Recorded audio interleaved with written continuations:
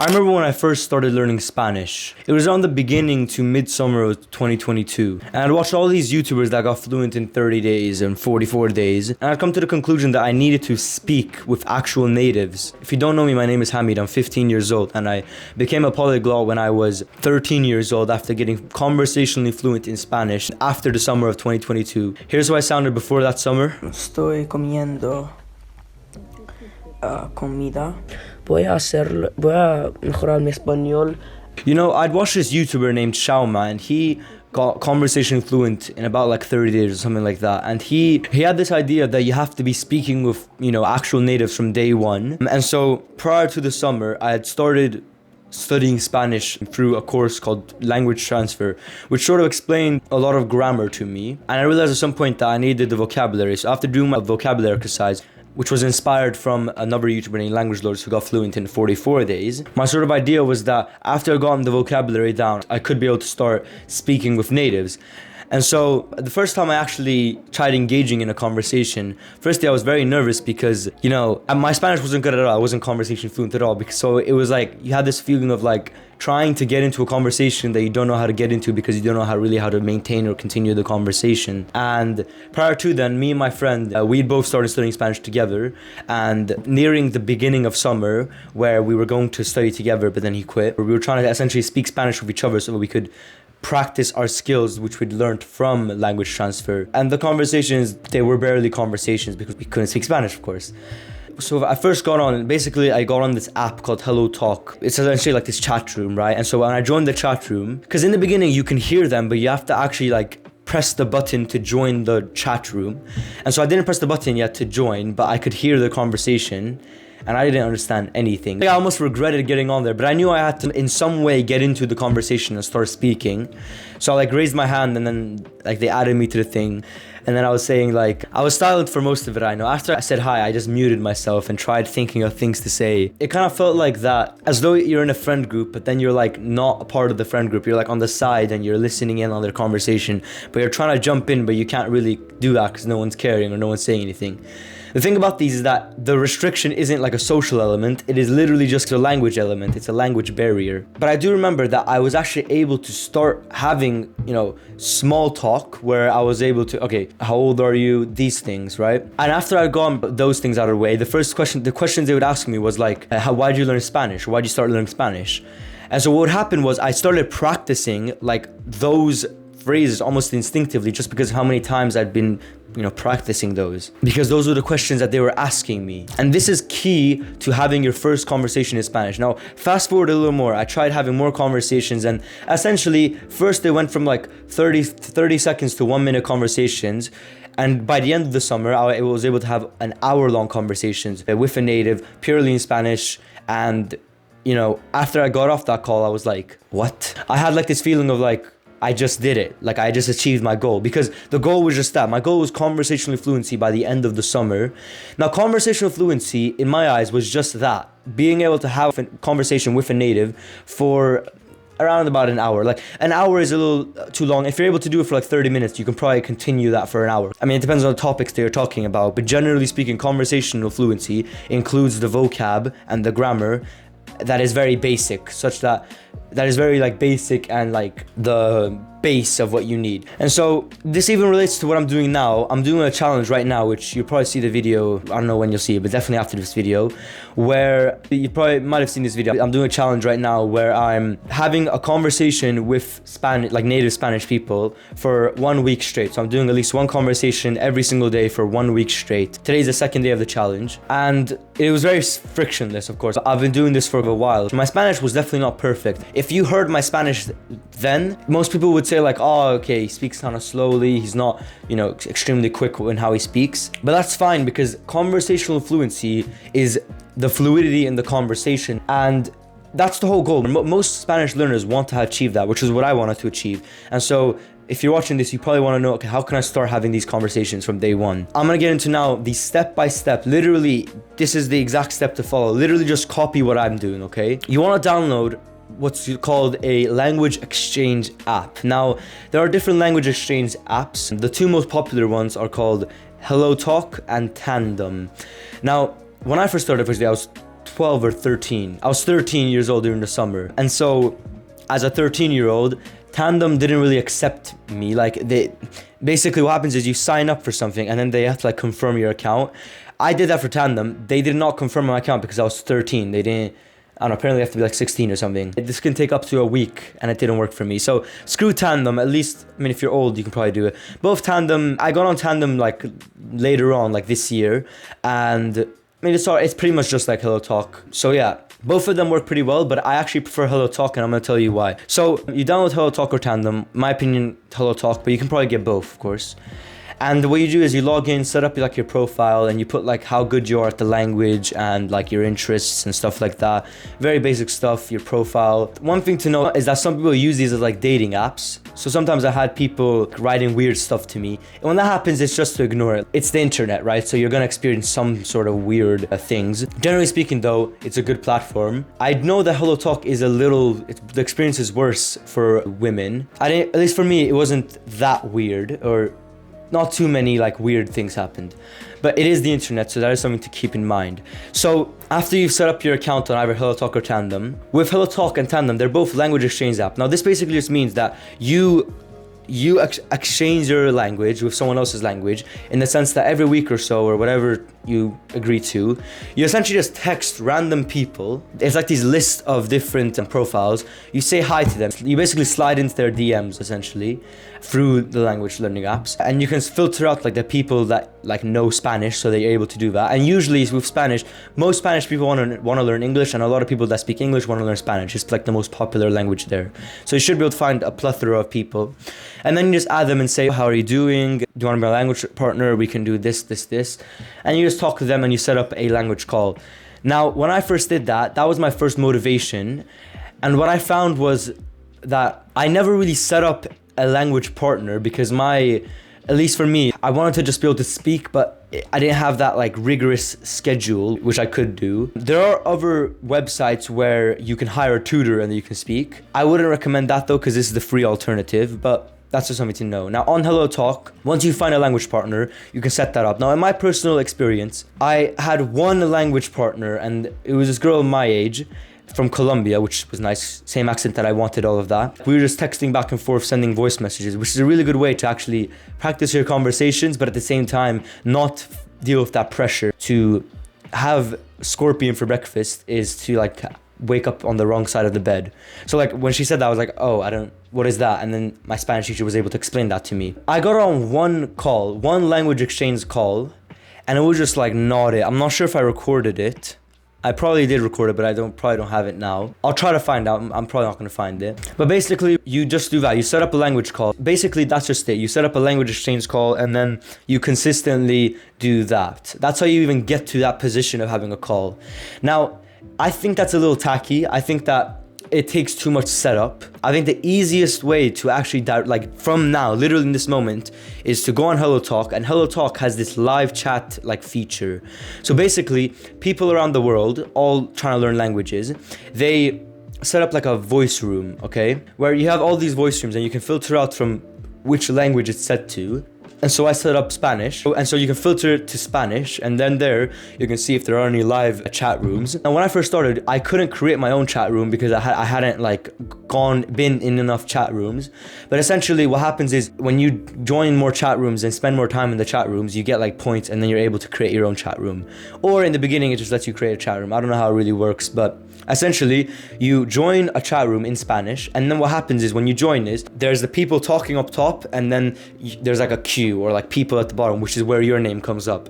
And basically what you do is you click on one of the empty seats on there, and that will be the equivalent of raising your hand essentially. And the owner would see like a pop-up come up saying that Hamid wants to join or whatever.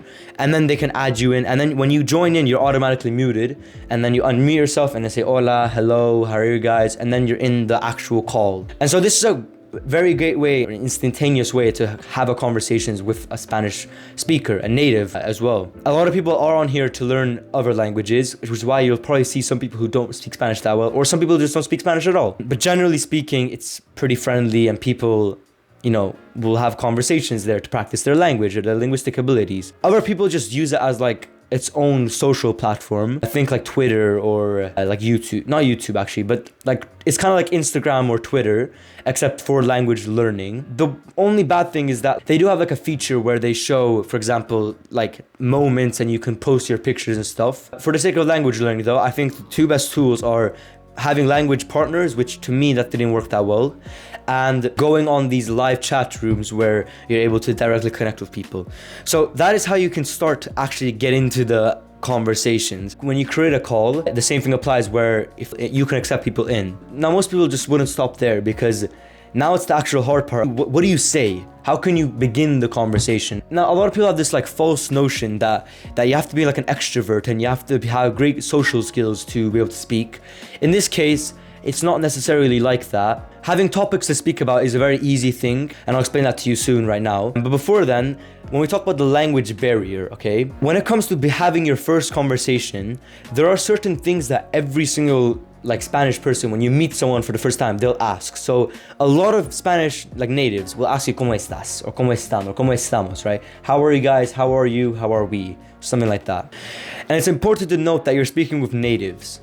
And so when you study beforehand, okay, you have to understand that you're studying the real native Spanish accent. This is why it's crucial to avoid these methods of like Dreaming Spanish or Duolingo where they speak extremely slowly, because you never heard someone speak that quickly. And so you should expect those types of things. But not only that, you should, when it comes to speaking, right, in a conversation, understanding is important, but speaking is more important because you yourself aren't a native, right? A native will be way better at you at understanding yourself. Basically, the native is better at understanding Spanish, of course. And so if you lead the conversation, you can control what they say, essentially. And the reason why this is essential for like getting into that zone of having conversations is that when the only time you feel nervous and you feel like awkward is when you aren't in control of the conversation. What that basically means is the worst position to get in is when you're muted on the call and then everyone is talking about something and you have no idea what they're talking about because you haven't been in that conversation. Whereas if you make the room, it's even better. But let's say you join in, then you can directly just like lead in with something, and that something would be like the conversation. And so in that way you're able to control the words that are being used, because as soon as I ask you, what do you like to do in your free time? The Spanish native is now going to be forced, or I can now predict that the Spanish native is going to say blah, blah, blah. It's sort of memorization in the sense that you're predicting what is going to happen, but it's not memorization like word for word, right? But you can essentially predict what they're going to say and then have a conversation. This is what this guy named Shauma, he basically learns languages very quickly, not to a really like fluent conversational level, but more so at a base level conversation.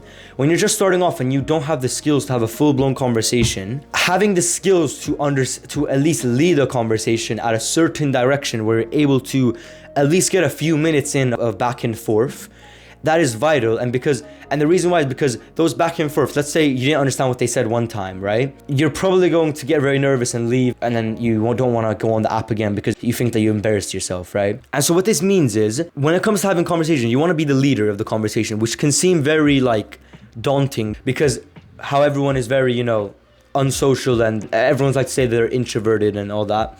You don't have to be an extrovert. You just have to have the courage to talk. And the hardest part is really just that. Not only finding natives to speak with, but also having the ability to have conversations. So the base example that I used in that story, which I said in the beginning of this video, was basically that I had predicted that I was going to talk about why I learned Spanish, my age, the things I like to do in my free time, where I live, and also why they are learning their respective language.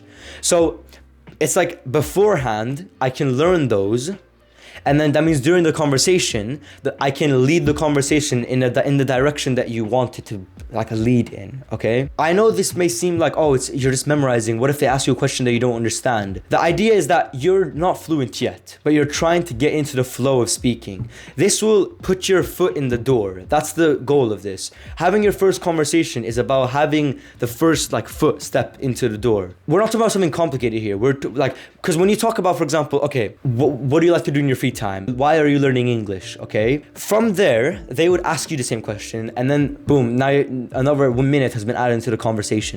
And then after that, you can ask them, what country do you want to go to that speaks English? Even if you don't understand like the rest of the words they said, just because they answered Estados Unidos, the United States, you can talk about, I don't know, the culture there. Conversational fluency is the ability to have the conversation, and that doesn't mean every single word. That just means a general sort of understanding. Now, of course, like later down the line, you should be able to, if you want to consider yourself fluent, you should be able to understand 80 to 90% of everything that natives say.